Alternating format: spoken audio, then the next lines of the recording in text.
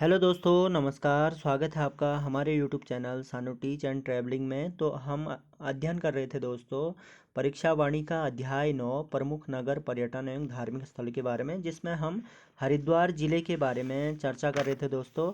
और इसके बारे में मैंने जो है थोड़ी सी जानकारी पिछले वाले वीडियो में दी है। और आज हम बात करेंगे दोस्तों, अकबर का जो सेनापति था मानसिंह, उसने हरिद्वार में हर की पौड़ी का जीर्णोद्धार कराया था दोस्तों। ये मैंने बता रखा है पिछले वाली वीडियो में।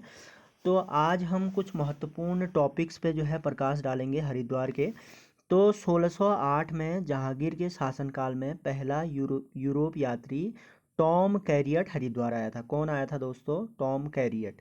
तो टॉम कैरियट, यहाँ से क्वेश्चन बन सकता है दोस्तों कि जहांगीर के शासनकाल में पहला यूरोप यात्री हरिद्वार कौन आया था? तो टॉम कैरियट आया था, 1608 में आया था। उसने जो है हरिद्वार को शिव की राजधानी कहा था।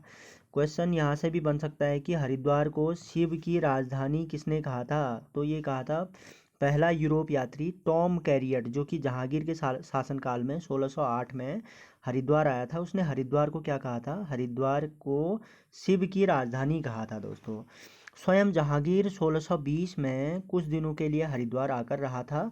और रामानंद जो है 1400 से 1470 के आगमन के पश्चात रामावत संप्रदाय और वैष्णव लहर ने हरिद्वार को हिंदुओं के प्रमुख तीर्थ के रूप में प्रतिष्ठा दिलाई थी दोस्तों।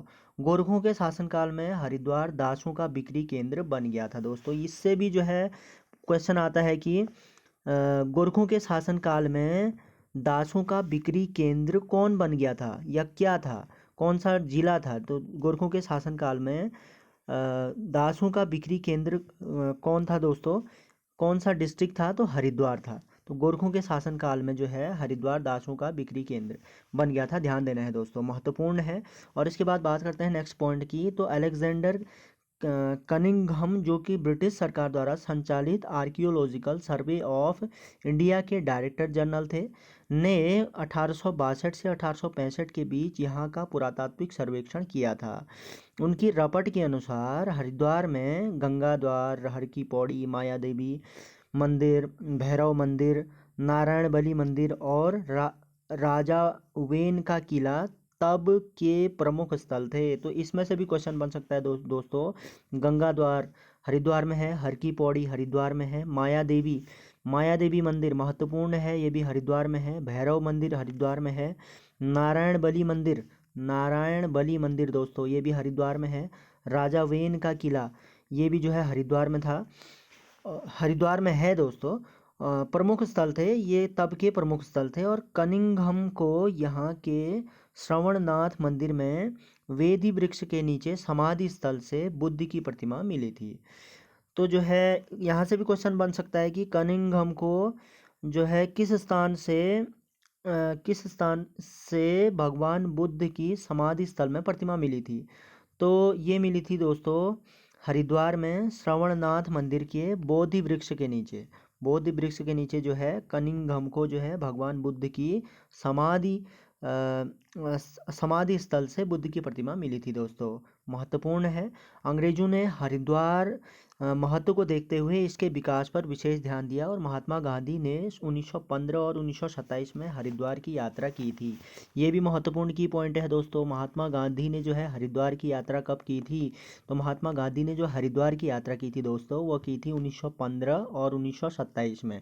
1915 और 1927 में हरिद्वार की यात्रा की थी।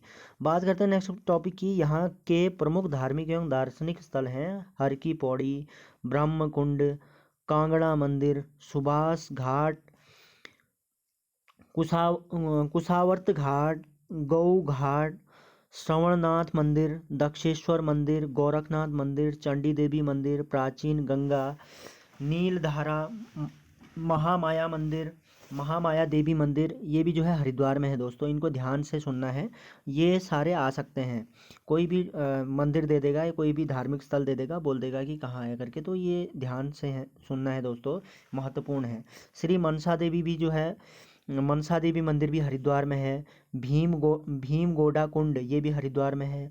जयराम आश्रम ये भी हरिद्वार में है। भारत माता मंदिर देखो महत्वपूर्ण है, भारत माता मंदिर हरिद्वार में है। सप्तऋषि आश्रम हरिद्वार में है। विष्णु चरण पादुका मंदिर, श्री गंगा मंदिर मानसिंह निर्मित हुआ था। श्री गंगा मंदिर जो है मानसिंह ने बनाया था, जो कि अकबर का क्या था, अकबर का सेनापति था मानसिंह। तो आठखंबा मंदिर, गंगाधार महादेव महादेव मंदिर या गंगा भागीरथी मंदिर, गायत्री मंदिर शांति कुंज में है ये दोस्तों। और नीलेश्वर महादेव महत्वपूर्ण है। श्री लक्ष्मी नारायण मंदिर, ये सभी कहाँ हैं दोस्तों, ये सारे हरिद्वार में हैं। यहाँ कांची कमकोटी पीठ के जगतगुरु शंकराचार्य जयेंद्र सरस्वती द्वारा स्थापित दक्षिण शैली का मकरवाहिनी गंगा का एक भव्य मंदिर है, महत्वपूर्ण है। मकरवाहिनी गंगा मंदिर किस शैली में है, दक्षिण शैली में है। और स्थापित किसने किया था, जगत गुरु शंकराचार्य जयेंद्र सरस्वती द्वारा स्थापित जो है दक्षिण शैली का मकर वाहिनी गंगा का एक भव्य मंदिर है। कहाँ, देहरादून में दोस्तों। इस मंदिर में काले पत्थर की गंगा की प्रतिमा है, काले पत्थर की गंगा की प्रतिमा है यहाँ पर। तो क्वेश्चन बन सकता है कि काले पत्थर की गंगा की प्रतिमा कहाँ पर है। यह है जो दोस्तों हरिद्वार में मकर वाहिनी गंगा मंदिर में, ठीक है। तो इसके बाद बात करते हैं नेक्स्ट टॉपिक की। पौराणिक ग्रंथों में यहाँ के जिन 5 तीर्थों को महत्वपूर्ण बताया गया है वो हैं हर की पौड़ी, कुशावर्त, नील पर्वत, कनखल व बिल्व पर्वत। ये जो है ये 5 तीर्थ हैं दोस्तों, जो कि पौराणिक ग्रंथों में जो है महत्वपूर्ण है दोस्तों। पहला है हर की पौड़ी, दूसरा है कुशावर्त्य, और तीसरा है नील पर्वत, चौथा है कनखल, और पांचवा है विल्व पर्वत। बात करते हैं हर की पौड़ी, या जो है ब्रह्मकुंड भी बोलते हैं हर की पौड़ी को। सर्वप्रथम यहाँ का पवित्र घाट राजा विक्रमादित्य ने अपने भाई भर्तहरि की स्मृति में बनाया था। तो ये बात हम पहले वाले टॉपिक में भी कर चुके हैं कि हर की पौड़ी ब्रह्मकुंड जो है सर्वप्रथम यहाँ का पवित्र घाट राजा विक्रमादित्य ने अपने भाई भर्तहरि की स्मृति में बनाया था दोस्तों। अकबर के सेनापति राजा मानसिंह ने हर की पौड़ी का नए सिरे से निर्माण किया था। यह पवित्र स्नान घाट ब्रह्मकुंड के रूप में भी जाना जाता है दोस्तों। हर की पौड़ी को ही ब्रह्मकुंड बोलते हैं दोस्तों। और ऐसी मान्यता है कि यहाँ स्नान करने से मोक्ष की प्राप्ति होती है, महत्वपूर्ण है। क्वेश्चन बना देगा आयोग कि कौन से कुंड में जो है स्नान करने से मोक्ष की प्राप्ति होती है। तो हर की पौड़ी ब्रह्म कुंड में जो अगर हम स्नान करेंगे तो मोक्ष की प्राप्ति हो जाएगी, ऐसी मान्यता है दोस्तों। बाकी गुरु घाट की अगर बात करें तो ब्रह्म कुंड के दक्षिण स्थित इस घाट पर स्नान करने से मनुष्य गौ हत्या के पाप से मुक्ति पा जाता है। कहाँ पर, गौ घाट में, ठीक है। तो ऐसी मान्यता है। बाकी कुशावर्त घाट की अगर बात करें तो गौ घाट के समीप ही है ये कुशावर्त घाट। यहाँ पर जो है दत्तात्रेय ऋषि ने एक पैर पर खड़े होकर घोर तपस्या की थी, महत्वपूर्ण है। दत्तात्रेय ऋषि ने जो है किस स्थान पर एक पैर पर खड़े होकर घोर तपस्या की थी, तो उन्होंने कहाँ पर की थी, कुशावर्त घाट में की थी दोस्तों, कुशावर्त घाट में। ध्यान देना है, महत्वपूर्ण है। गंगा के प्रवाह में उसके कुश आदि बह गए। उसके कुपित होने पर गंगा ने उन्हें वापस किया और उस स्थान का नाम कुशावर्त घाट पड़ा दोस्तों। इस घाट का निर्माण महारानी अहिल्या ने करवाया था, महत्वपूर्ण है। कुशावर्त घाट का निर्माण किसने कराया था, महारानी अहिल्या ने कराया था। यहाँ श्राद्ध कर्म और पिंडदान किया जाता है दोस्तों, महत्वपूर्ण है। और ये तो महत्वपूर्ण है ही, जो है कुशावर्त घाट का निर्माण किसने कराया था, ये कराया था महारानी अहिल्याबाई ने, महत्वपूर्ण है। बाकी बात करते हैं माया देवी मंदिर की।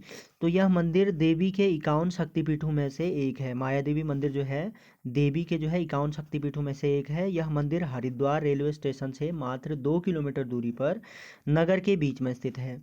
माया देवी हरिद्वार की अधिष्ठात्री देवी हैं, ठीक है। तो माया देवी जो है हरिद्वार की क्या है, अधिष्ठात्री देवी हैं दोस्तों। माया देवी का निर्माण मायापुर अर्थात हरिद्वार का प्राचीनतम मंदिर है।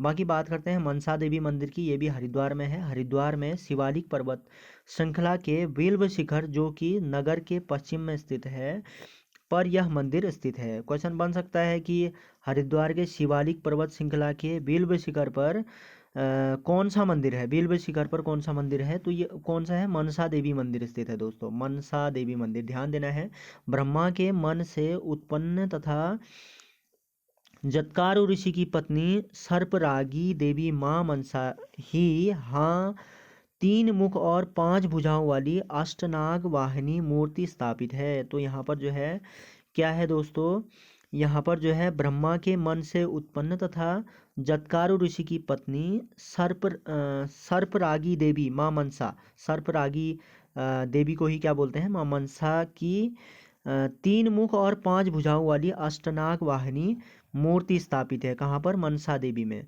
तो क्वेश्चन बन सकता है दोस्तों, कहाँ पर, किस स्थान पर जो है जत्कारु ऋषि की पत्नी सर्परागी माँ मनसा की 3 मुख और 5 भुजाओं वाली अष्टनाग वाहिनी मूर्ति स्थापित है, तो मनसा देवी हरिद्वार में है दोस्तों।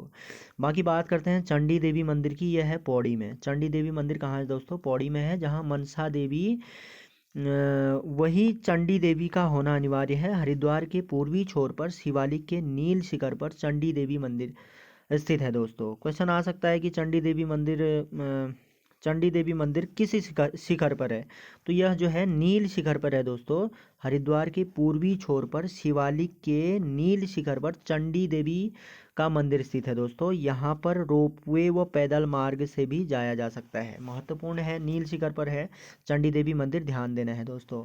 बात करते हैं नेक्स्ट पॉइंट की, बिल्वेश्वर महादेव मंदिर। बिल्वेश्वर महादेव मंदिर शिव के प्रमुख स्थानों में एक बिल्वेश्वर महादेव का मंदिर बिल्व पर्वत की तलहटी में स्थित है। कहा जाता है कि पार्वती ने यहीं पर शिव की प्राप्ति के लिए घोर तपस्या की थी। महत्वपूर्ण है, पार्वती ने शिव की प्राप्ति के लिए किस स्थान पर घोर तपस्या की थी, तो बिल्वेश्वर महादेव मंदिर जो है, जो कि शिव के प्रमुख स्थानों में बिल्वेश्वर महादेव मंदिर का बिल्व पर्वत की तलहटी पर है दोस्तों। बिल्व पर्वत की तलहटी में स्थित है, और ऐसी मान्यता है कि माँ पार्वती ने जो है शिव प्राप्ति के लिए यहाँ पर घोर तपस्या की थी दोस्तों, और उसकी तपस्या से प्रसन्न होकर भगवान शिव ने यहीं पर उन्हें दर्शन दिया था। कहाँ पर, बिल्वेश्वर महादेव मंदिर में। ओके, इसके बाद बात करते हैं भीमगोड़ा की। भीमगोड़ा कुंड पांडव काल का बताया जाता है। किस काल का बताया जाता है दोस्तों, पांडव काल का बताया जाता है। यह कुंड भीम के घोड़े की टॉप से बना हुआ कहा जाता है दोस्तों। बात करते हैं नेक्स्ट आश्रम की, तो नेक्स्ट आश्रम है दोस्तों सप्तऋषि आश्रम। कहा जाता है कि जब गंगा जी पृथ्वी पर उतरी तो हरिद्वार के निकट सप्तऋषियों के आश्रम को देखकर रुक गई, और यह निर्णय नहीं कर पाए कि किस ऋषि के आश्रम के सामने से प्रभावित हो, क्योंकि प्रश्न सभी ऋषियों के सम्मान का था एवं उसके कोप भाजन बनने का भी भय था। तब गंगा को देवताओं ने 7 धाराओं में विभक्त होने को कहा, और गंगा 7 धाराओं में विभक्त होकर बही थी दोस्तों। अतः यह क्षेत्र सप्त सरोवर और सप्त ऋषि नाम से विख्यात है दोस्तों। आज यहाँ सप्त ऋषि आश्रम स्थापित है दोस्तों। सप्त ऋषि आश्रम किधर है, ये भी क्वेश्चन बनता है कई बार। तो सप्त ऋषि आश्रम कहाँ है दोस्तों, देहरादून, ये हरिद्वार में है दोस्तों, ध्यान देना है, हरिद्वार में है। बाकी बात करते हैं शांति कुंज की, तो आचार्य प्रवर पंडित श्रीराम शर्मा के संरक्षण में शांति कुंज संस्थान की स्थापना हुई थी 1971 में। शांति कुंज संस्थान की स्थापना कब हुई थी दोस्तों, 1971 में। और इस संस्थान में नित्य गायत्री यज्ञ का साधना होती है दोस्तों। आज यह स्थान गायत्री तीर्थ के रूप में भी प्रतिष्ठित है। महत्वपूर्ण है, गायत्री तीर्थ के रूप में कौन सा स्थान प्रतिष्ठित है, तो शांति कुंज प्रतिष्ठित है दोस्तों। बात करते हैं कनखल की। कनखल जो है यह हरिद्वार के दक्षिण में स्थित एक उपनगर है कनखल, और पौराणिक काल में यह नगर शिवजी के ससुर दक्ष प्रजापति की राजधानी थी। महत्वपूर्ण है, कनखल जो है शिवजी के ससुर दक्ष प्रजापति की राजधानी थी, और इसी नगर में दक्ष द्वारा आयोजित यज्ञ में शिव का कोई स्थान न देख उनकी पत्नी सती ने वर्तमान सती कुंड नामक स्थान पर योगाग्नि से अपने शरीर को जला दिया था दोस्तों। महत्वपूर्ण है। तो इसके बाद बात करते हैं संत कुमारों को यहीं पर सिद्धि मिली थी दोस्तों। बात करते हैं नेक्स्ट टॉपिक की, तो कालिदास के मेघदूत में इस नगर का वर्णन है दोस्तों। क्वेश्चन आ सकता है कि कालिदास के मेघदूत में किस नगर का वर्णन है, तो कनखल नगर का वर्णन है दोस्तों कालिदास के मेघदूत में। बाकी जो है दक्षेश्वर महादेव, तिला भंडेश्वर महादेव, तिलाणी शिला, महाविद्या मंदिर, शमशान मंदिर, रामेश्वर मंदिर, महिषासुर मर्दिनी यहाँ आदि के प्रमुख मंदिर हैं दोस्तों। इसके बाद बात करते हैं रुड़की की। हरिद्वार का यह उपनगर गंगा नहर के दोनों ओर तथा सोनाली नदी के दक्षिण ओर स्थित है। महत्वपूर्ण है, सोलानी नदी के जो है दक्षिणी ओर क्या स्थित है, रुड़की स्थित है दोस्तों। इस नगर का विकास तब होना आरंभ हुआ जब ऊपरी गंगा नहर का निर्माण कार्य शुरू हुआ था और इस नहर की परिकल्पना तत्कालीन गवर्नर थॉमसन ने की थी तथा इसका निर्माण कर्नल पीबी कॉटले के नेतृत्व में किया गया था। इसके निर्माण में 1847 में रुड़की में स्थापित एशिया के प्रथम engineering college Thomson college of civil engineering का महत्वपूर्ण तकनीकी सहयोग रहा था और यह कॉलेज आज भी आईआईटी का दर्जा प्राप्त है। इस कॉलेज को इसी संस्थान के तकनीकी नेतृत्व में भारत ने पहली बार 22 दिसंबर 1851 में रुड़की से पिरान कैरियर के बीच रेल इंजन 2 मालवाहक डिब्बों के साथ रवाना हुआ था। इन डिब्बों में मिट्टी भरी होती थी जिसे गंगा नहर निर्माण के उपयोग में लाया जाता था दोस्तों। 1847 में स्थापित एशिया की प्रथम इंजीनियरिंग कॉलेज के पश्चात रुड़की में रक्षा एवं तकनीकी कौशल का प्रमुख कार्यालय, बंगाल इंजीनियर ग्रुप एवं केंद्रीय भवन अनुसंधान संस्थान, राष्ट्रीय जल विज्ञान संस्थान, भारतीय सिंचाई अनुसंधान संस्थान जैसे कई महत्वपूर्ण संस्थानों की स्थापना होती गई। महत्वपूर्ण है दोस्तों, इसमें से भी क्वेश्चन आते हैं कि रक्षा एवं तकनीकी कौशल का प्रमुख कार्यालय कहाँ है। रक्षा एवं तकनीकी कौशल का प्रमुख कार्यालय है दोस्तों रुड़की में। बंगाल इंजीनियर ग्रुप एवं केंद्रीय भवन अनुसंधान संस्थान ये भी रुड़की में है दोस्तों, ध्यान दीजिएगा। और राष्ट्रीय जल विज्ञान संस्थान ये भी कहाँ है, रुड़की में है। भारतीय सिंचाई अनुसंधान संस्थान रुड़की में है दोस्तों। परीक्षा की दृष्टि से ये महत्वपूर्ण की पॉइंट हैं, तो इनका ध्यान दीजिएगा दोस्तों। रक्षा एवं तकनीकी कौशल का प्रमुख कार्यालय रुड़की, बंगाल इंजीनियरिंग ग्रुप एवं केंद्रीय भवन अनुसंधान संस्थान रुड़की, राष्ट्रीय जल विज्ञान संस्थान, भारतीय सिंचाई अनुसंधान संस्थान रुड़की में है दोस्तों। यहाँ हजरत अलाउद्दीन अहमद साबिर की दरगाह पीराने कैरियर है जो कि हिंदू और मुस्लिम धर्मों के बीच एकता की एक जीवंत मिसाल है दोस्तों, महत्वपूर्ण था। इसके बाद बात करते हैं नेक्स्ट ज़िले की। नेक्स्ट ज़िला है हमारा देहरादून। तो देहरादून के बारे में हम यहाँ पर विस्तार से जो है अध्ययन करेंगे। तो देहरादून नगर बाह्य एवं मध्य हिमालय के बीच दून घाटी में बसा है। तो देहरादून नगर जो है बाह्य एवं मध्य हिमालय के बीच स्थित है दोस्तों, दून घाटी में बसा हुआ है। इसका आकार दोने यानी द्रोण जैसा है, दोने यानी द्रोण के जैसा है। 1871 में इस जिला बनाकर मेरठ मंडल के अंतर्गत सम्मिलित किया गया था। तो गठन की अगर बात करें तो देहरादून जिला बना था दोस्तों 1871 में। 1871 में क्या हुआ था, इसे बनाकर जो है मेरठ मंडल के अंतर्गत सम्मिलित किया गया था और 1975 से यह गढ़वाल मंडल में है। 1975 से जो है गढ़वाल मंडल में है। तो 1871 में इसे जिला बनाकर मेरठ मंडल के अंतर्गत सम्मिलित किया गया था। तो क्वेश्चन आएगा कि देहरादून को कब जो है बनाकर मेरठ मंडल के अंतर्गत सम्मिलित किया गया था। तो 1871 में, और 1875 से यह गढ़वाल मंडल में है। और 1875 में जो है देहरादून किस कहाँ पर है, गढ़वाल मंडल में है दोस्तों। 1871 इसकी स्थापना है दोस्तों। यहीं की नगर पालिका के 9 दिसंबर 1928 को उच्चीकृत कर नगर निगम बनाया गया था। तो वैदिक साहित्य के अनुसार आर्यों से पूर्व इस भूमि पर असुर जाति के लोग रहते थे। तो क्वेश्चन आ सकता है कि किस भूमि पर असुर जाति के लोग रहते थे, तो देहरादून में रहते थे। और मान्यता है कि महाभारत काल में यहाँ वर्तमान टपकेश्वर के पास आचार्य द्रोण का आश्रम था। आचार्य द्रोण का आश्रम कहाँ था, ये था देहरादून में टपकेश्वर के पास दोस्तों। इसी कारण इस घाटी को द्रोण घाटी के नाम से भी जाना जाता है, महत्वपूर्ण है। 1699 में पंजाब से आए गुरु राम राय ने यहाँ एक गुरुद्वारा बनाया था और जो कि आज नगर के केंद्र है। शायद गुरु राम राय द्वारा यह डोरा डालने के कारण इसका नाम डेराडून पड़ा, जो कालांतरण में जो है देहरादून नाम से विख्यात हो गया दोस्तों। कुछ लोगों का मानना है कि गुरु राम राय द्वारा यहाँ देह त्यागने के कारण इसका नाम देहरादून पड़ा। ठीक है, इतिहासकार इससे पूर्व इस स्थान का नाम पृथ्वीपुर बताते थे। महत्वपूर्ण है किस स्थान का नाम इतिहासकार पृथ्वीपुर बताते थे, तो देहरादून आ जाएगा दोस्तों। 1804 में यह क्षेत्र जो है गढ़वाल नरेशों के अधीन, 1804 से 1815 तक गोरखा शासनों के अधीन तथा 1815 से स्वतंत्रता तक ब्रिटिश शासकों के अधीन रहा दोस्तों। तो क्या हुआ था, 1804 तक जो है जो गढ़वाल का क्षेत्र था वह नरेशों के अधीन था। 1804 तक जो है जो गढ़वाल का क्षेत्र था, देहरादून वाला क्षेत्र, वह किसके अधीन था? गढ़वाल नरेशों के अधीन था दोस्तों। और 1804 से 1815 तक जो है गोरखा शासकों ने यहाँ पर शासन किया था। 1804 से 1815 में 15 तक दोस्तों।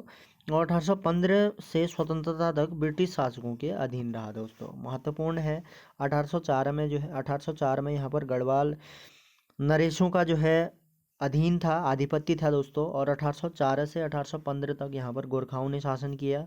और 1815 से स्वतंत्रता तक जो है ब्रिटिश शासकों के अधीन रहा दोस्तों देहरादून। अच्छा, इस जिले के प्रमुख स्थलों की अगर बात करें तो पहला स्थल है गुच्चू पानी। गुच्चू पानी कहाँ है दोस्तों? देहरादून में है। महत्वपूर्ण है, ये टॉपिक याद रखना है आपको। गोच्चू पानी है देहरादून में। तो देहरादून से करीब 8 किलोमीटर दूर पहाड़ों से आच्छादित रोबर गुफाएं, केव हैं, जो गुच्चू पानी के नाम से विख्यात हैं दोस्तों। महत्वपूर्ण है कि देहरादून से 8 किलोमीटर अगर दूर पहाड़ियों से आच्छादित रोबन गुफाएं हैं दोस्तों, जो गुच्चू पानी के नाम से विख्यात हैं। इन गुफाओं को राष्ट्रीय और अंतर्राष्ट्रीय पर्यटन मानचित्र पर विशेष स्थान दिया गया है दोस्तों। बात करते हैं नेक्स्ट टॉपिक की, श्री गुरु रामराय दरबार साहिब। श्री गुरु रामराय दरबार साहिब महत्वपूर्ण है दोस्तों, कहाँ है? देहरादून में है। श्री गुरु रामराय दरबार साहिब। देहरादून नगर के संस्थापक और उदासीन परंपरा के गुरु रामराय ने सन 1699 में धामवाला में झंडा दरबार गुरुद्वारा की स्थापना की थी। और तत्कालीन मुगल शैली में निर्मित इस भवन को 1707 में उसकी पत्नी माता पंजाब कौर द्वारा भव्य रूप में निर्मित किया गया था दोस्तों। महत्वपूर्ण है, देखो, देहरादून नगर के संस्थापक और उदासीन परंपरा के गुरु राम राय ने, देहरादून नगर के संस्थापक कौन है? देहरादून नगर के संस्थापक और उदासीन परंपरा के गुरु राम राय। देखो, गुरु राम राय जो है देहरादून नगर के संस्थापक कौन है, आ सकता है क्वेश्चन। तो गुरु राम राय ने जो है देहरादून नगर के संस्थापक के रूप में जाना जाता है गुरु राम राय को। और उन्होंने क्या किया था, सन 1699 में धामवाला में झंडा दरबार गुरुद्वारा की स्थापना की थी। धामवाला में झंडा दरबार गुरुद्वारा की स्थापना की थी। और तत्कालीन मुगल शैली में निर्मित इस भवन को 1707 में उनकी पत्नी माता पंजाब कौर द्वारा भव्य रूप निर्मित किया गया था दोस्तों। बात करते हैं नेक्स्ट टॉपिक की, टपकेश्वर महादेव। टपकेश्वर महादेव भी कहाँ है? देहरादून में है दोस्तों। शहर से लगभग 6 किलोमीटर दूर दक्षिण पश्चिम में नदी के तट पर यह शिव मंदिर स्थित है दोस्तों। टपकेश्वर महादेव जो है देहरादून में है। और ये जो है देहरादून के शहर से जो है 6 किलोमीटर दूरी पर स्थित है दोस्तों। दक्षिण पश्चिमी नदी के तट पर यह शिव मंदिर स्थित है, जहाँ शिवरात्रि के दिन बड़ा मेला लगता है। गुफा में स्थित यह मंदिर प्राकृतिक शिल्प का अनूठा उदाहरण है। यहाँ निरंतर जल टपकते रहता है दोस्तों।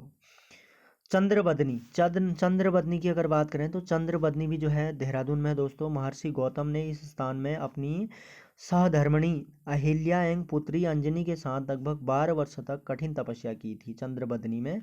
यहाँ गौतम कुंड है दोस्तों, जिसमें लोग पवित्र स्नान करते हैं। क्वेश्चन जो है बहुत डीप भी दे देता है कभी कभी आयोग। तो गौतम कुंड कहाँ है दोस्तों? ये जो है देहरादून में है। ध्यान देना है, देहरादून में है, चंद्रबदनी में। ठीक है। और भागीरथी रिसोर्ट्स की अगर बात करें तो देहरादून से लगभग 19 किलोमीटर की दूरी पर देहरादून चकराता मार्ग पर सेलाकुई के पास स्थित यह पिकनिक स्थल है दोस्तों। बाकी फन वैली की अगर बात करें तो फन वैली भी कहाँ है? देहरादून में है। और भागीरथी रिसोर्ट्स कहाँ है? ये देहरादून में है। देहरादून से 25 किलोमीटर दूर हरिद्वार मार्ग पर 20 एकड़ क्षेत्र में फैला यह मनोरंजन पार्क है। यहाँ पर जो है गो कटरिंग, वाटर स्लाइडिंग, सबसे बड़ा लहर तालाब और 20 रोमांचक खेल आकर्षक केंद्र हैं। मालसी डियर पार्क महत्वपूर्ण है दोस्तों। मालसी डियर पार्क अक्सर पूछा जाता है परीक्षाओं में। तो ये कहाँ है? देहरादून में है। देहरादून में है दोस्तों, ध्यान दीजिएगा। मालसी डियर पार्क यह शहर से 10 किलोमीटर मसूरी मार्ग पर स्थित है। यहाँ लोगों के मनोरंजन के लिए हिरण व पक्षियों आदि वन्य जीव जंतु जो है के उद्यान बनाए गए हैं दोस्तों। राजाजी राष्ट्रीय पार्क, ये भी पूछा जाता है दोस्तों। राजाजी राष्ट्रीय पार्क कहाँ है? देहरादून में है। और 820.42 वर्ग किलोमीटर बताया था ना दोस्तों। राजाजी राष्ट्रीय पार्क जो है 820.42 वर्ग किलोमीटर में फैला हुआ है, जो कि देहरादून में है। और वन्यजीव अभ्यारण्य अभयारण्य वर्ष 1983 में 3 वन्यजीव विहार मोतीचूर, चीला एवं राजाजी को मिलाकर बनाया गया था। इसका नाम भारत के अंतिम गवर्नर जनरल चक्रवर्ती सी राजगोपालाचारी के नाम पर रखा गया है।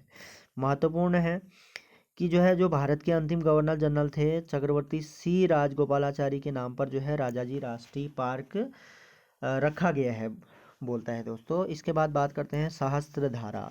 सहस्त्रधारा ये भी देहरादून में है दोस्तों। गंधक युक्त जल वाला यह प्राकृतिक स्थल पर्यटकों के लिए आकर्षण का केंद्र है। अनेक समूहों में धाराएं बहने के कारण इस स्थल को सहस्त्रधारा नाम से जाना जाता है। यह देहरादून से 14 किलोमीटर दूर बाल्दी नदी के तट पर स्थित है दोस्तों। महत्वपूर्ण था। टाइगर प्रपात की अगर बात करें तो टाइगर प्रपात भी कहाँ है दोस्तों? देहरादून में है। महत्वपूर्ण है। यह चक्राता से 5 किलोमीटर की दूरी पर स्थित है दोस्तों। चार सिद्ध भी जो है देहरादून में है दोस्तों। दत्तात्रेय भगवान ने 84 सिद्धों में से 4 सिद्धों के स्थान देहरादून में है, जो कि इस प्रकार हैं। अच्छा ठीक है, ये 4 सिद्धों की अगर बात करें तो 4 सिद्ध भी कहाँ है देहरादून में दोस्तों? पहला है लक्ष्मण सिद्ध। यह मंदिर देहरादून से पूर्व 11 किलोमीटर की दूरी पर जंगल में है। लक्ष्मण सिद्ध, वैसे तो यहाँ प्रत्येक रविवार को भीड़ लगती है, लेकिन अप्रैल के अंतिम रविवार को विशेष मेला लगता है। ध्यान देना है दोस्तों, लक्ष्मण सिद्ध भी कहाँ है? देहरादून में है। जो 4 सिद्ध हैं दोस्तों, पहला है लक्ष्मण सिद्ध, दूसरा है कालू सिद्ध, तीसरा है माणाक सिद्ध और चौथा है मांडू सिद्ध। महत्वपूर्ण है दोस्तों, लक्ष्मण सिद्ध, कालू सिद्ध, मणाक सिद्ध और माणू सिद्ध। तो पहला सिद्ध की अगर बात करें तो लक्ष्मण सिद्ध जो है, इसके बारे में बता दिया दोस्तों मैंने आपको। तो कालू सिद्ध की अगर बात करें तो यह स्थल भनियावाला से 4 किलोमीटर की दूरी पर स्थित है। यहाँ लोग पुत्र हेतु मंगत मांगने आते हैं दोस्तों। कहाँ पे? कालू सिद्ध में। इसके बाद मणाक सिद्ध की अगर बात करें, मणाक सिद्ध यह स्थल जो है देहरादून से पश्चिम की ओर भुंडी गांव के पास स्थित है। यहाँ प्रत्येक रविवार को भीड़ लगती है। बाकी मड़ू सिद्ध जो है, यह स्थल भी देहरादून के पश्चिमी प्रेम नगर के पास स्थित है। तो ये 4 सिद्ध जो है ध्यान देने वाले हैं दोस्तों। क्वेश्चन पूछ लेता है कभी कभी इन सिद्धों से भी। तो ये 4 सिद्ध भी कहाँ है? देहरादून में दोस्तों। पहला है लक्ष्मण सिद्ध, दूसरा है कालू सिद्ध, तीसरा है मणाक सिद्ध, चौथा है माणू सिद्ध। तो ये जो है 4 सिद्ध महत्वपूर्ण है परीक्षा की दृष्टि से, जिसे हमको जो है याद रखना है दोस्तों। इसके बाद जो है जौनसार बावर की अगर बात करें तो देहरादून का यह जनजातीय क्षेत्र शहर से उत्तर पश्चिम में स्थित है और कालची, चक्राता व त्यूनी तहसील इसी क्षेत्र के अंतर्गत आता है। सामान्यतः यह क्षेत्र जो है यमुना और टोंस नदियों के मध्य में स्थित है दोस्तों। इस क्षेत्र के प्रमुख स्थल इस प्रकार हैं। पहला अगर कालसी की बात करें तो यह जौनसार बावर क्षेत्र के दक्षिणी भाग में यमुना के किनारे स्थित है। तो कालसी भी कहाँ है दोस्तों? देहरादून में है। यह जौनसार बावर क्षेत्र के दक्षिणी भाग में यमुना के किनारे स्थित है। यहाँ की प्रसिद्ध चित्रशिला पर पाली भाषा में अशोक के लेख उत्कीर्ण हैं। इस लेख में ब्राह्मी लिपि का प्रयोग किया गया है दोस्तों। कालसी में जो है कालसी में ये क्वेश्चन आता है दोस्तों, यहाँ से अक्सर पूछा जाता है। यह जो है जौनसार बावर क्षेत्र के दक्षिणी भाग के यमुना के किनारे स्थित है। कालसी जो है यमुना के किनारे स्थित है और यहाँ की प्रसिद्ध चित्र शिला पर जो है पाली भाषा में अशोक के लेख उत्कीर्ण है। पाली भाषा में अशोक के लेख उत्कीर्ण है दोस्तों। कालसी में पाली भाषा में अशोक के लेख। ये क्वेश्चन बनता है कि अशोक के लेख में जो है कौन सी भाषा का प्रयोग किया गया है? तो पाली, देखो ऑप्शन दे देगा पाली, संस्कृत, कुछ भी दे देगा, कुमाऊनी। तो यहाँ पे से जो इसका सही आंसर हो जाएगा वो हो जाएगा पाली दोस्तों। अशोक के लेख में उत्कीर्ण है पाली भाषा। इस लेख में ब्राह्मी लिपि का प्रयोग किया गया है। तो कौन सी लिपि का प्रयोग किया गया है दोस्तों? ब्राह्मी लिपि का। महत्वपूर्ण है। बात करते हैं नेक्स्ट टॉपिक की, लाखा मंडल। तो यह स्थान देहरादून से 125 किलोमीटर तथा चक्राता से 62 किलोमीटर दूर यमुना और रिखड़ा नदी संगम पर स्थित है। लोगों का मानना है कि महाभारत काल में लाक्षागृह यहीं बनाया गया था। लाखा मंडल मूर्तियों का भंडार है दोस्तों। यह मान्यता है कि लाख मूर्तियों के कारण लाखा मंडल नाम पड़ा है। यहाँ उत्तराखंड शैली का शिव मंदिर दर्शनीय है दोस्तों। शिव मंदिर जो है लाखा मंडल में है, उत्तराखंड शैली का। और इस मंदिर में शिवलिंग पर जल डालने पर अपना प्रतिबिंब देखा जा सकता है दोस्तों। कितनी खास बात है। तो लाखा मंडल में जो है मूर्तियों का भंडार है और ये शिव मंदिर जो है उत्तराखंड शैली में बना हुआ है। बाकी बैराटगढ़ की अगर बात करें तो यह स्थल चक्राता से 15-16 किलोमीटर दूर चौरानी चोटी पर स्थित है और यहाँ कुछ खंडहर पड़े हुए हैं। कहा जाता है कि यहाँ महाभारत काल में पुलिंद राजा विराट की राजधानी थी और विराट ही पुत्री उत्तरा से अर्जुन पुत्र अभिमन्यु का विवाह हुआ था। तो क्वेश्चन आ सकता है कि अभिमन्यु का विवाह किससे हुआ था? तो विराट की पुत्री उत्तरा, अभिमन्यु की जो हाँ पत्नी थी उसका नाम क्या था? उत्तरा। उत्तरा था दोस्तों, अर्जुन पुत्र जो है अभिमन्यु का विवाह हुआ था। बाकी बात करते हैं हनौल। हनौल भी जो है देहरादून में है दोस्तों। यह चक्राता से 110 किलोमीटर दूर टोंस के किनारे स्थित है। यहाँ जौनसार बावर लोगों का सबसे बड़ा तीर्थ स्थल है। तो जौनसार बावर लोगों का सबसे बड़ा तीर्थ कहाँ पर स्थित है? हनौल पे है दोस्तों। यहाँ महासू देवताओं का सबसे बड़ा मंदिर है। महासू देवता का मंदिर कहाँ है? देवी देहरादून में है, हनौल में। देहरादून के हनौल में है दोस्तों महासू देवता का मंदिर। बाकी मंदिर के अंदर चांदी के चादर पर चारों महासू व माता देवलाड़ी के चित्र बनाए गए हैं। 12 छरिया, अगारिया आदि अनेक देवों की मूर्तियां हैं दोस्तों। बात करते हैं रामताल गार्डन की, तो यह भी हरिद्वार यहाँ देहरादून में है दोस्तों। रामताल गार्डन देहरादून में, माफ़ कीजिएगा, देहरादून में है दोस्तों। यह सुंदर पिकनिक स्पॉट चक्राता से 9 किलोमीटर दूर है। बाकी कणासर की अगर बात करें, ये भी देहरादून में है। देववन ये भी देहरादून में है दोस्तों। और पर्वतों की रानी मसूरी, पर्वतों की रानी मसूरी की अगर बात करें तो 2005 मीटर की ऊंचाई पर लगभग जो है 65 वर्ग किलोमीटर क्षेत्र में फैला मसूरी हिंदुस्तान के सबसे पुराने हिल स्टेशनों में से एक है। तो हिंदुस्तान का जो है सबसे पुराना हिल स्टेशन कौन है? अक्सर क्वेश्चन पूछा जाता है। तो पर्वतों की रानी मसूरी को जो है हमारे हिंदुस्तान का सबसे पुराना हिल स्टेशन के नाम से जाना जाता है दोस्तों। और मसूरी शहर के असली संस्थापक ईस्ट इंडिया कंपनी की बंगाल आर्मी में काम करने वाले आयरिश अफसर कैप्टन यंग आदि थे। तो कैप्टन यंग ने मसूरी की खोज 1825 में की थी। महत्वपूर्ण है, मसूरी की खोज कब हुई थी? 1825 में। किसने की थी? कैप्टन यंग ने की थी। और अंग्रेजों ने यहाँ की भूमि को टिहरी नरेश सुदर्शन शाह से 80 वर्ष के लिए पट्टे पर लिया था। 1827 में यहाँ की पहली इमारत जो है मलिगार होटल बनी थी। और 1832 में भारत के सर्वेयर जनरल कर्नल एवरेस्ट ने यहाँ सर्वेक्षण कार्यालय की स्थापना की थी दोस्तों। महत्वपूर्ण है। और इससे आगे के पॉइंट जो देहरादून के हैं वो हम नेक्स्ट वीडियो में चर्चा करेंगे दोस्तों। वीडियो भी बहुत लंबी हो जाती है, तो बाकी बात हमारी रहेगी नेक्स्ट वीडियो में दोस्तों।